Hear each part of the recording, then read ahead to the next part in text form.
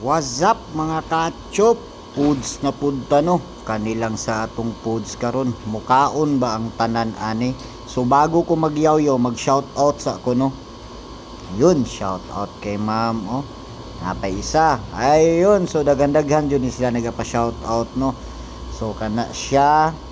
Basta shout out sa inyo tanan. So salamat kaayo no sa pagpa-shout out sa inyo ha.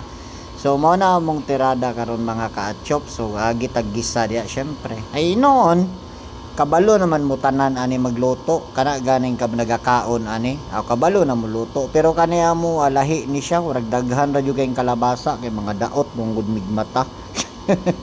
So bitaw wala man may laing maluto no. So nangita ra mis kilid-kilid og mga gulay. So agi ara to naggisa tanan no.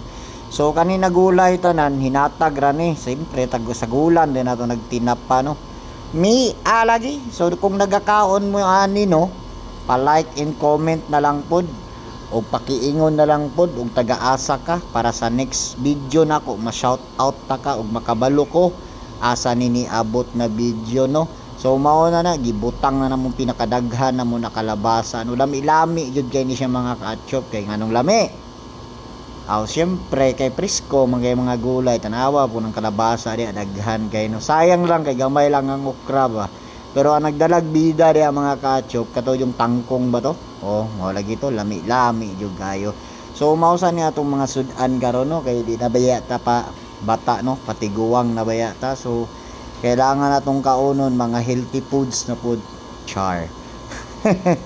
So shout out day sa tanan no. Salamat kay sa pagtan-aw ani na video. So mao na no gisagol ng green kayo kita ninyo na lami-lami jud kay na napad yung spider na apil. So kani din naluto no ginisang tinapa with gulay unya ang subak spider. So shout out din sa mga kauban sa trabaho no. Kato lang salamat kay sa pagtan-awan ni video. Bye bye.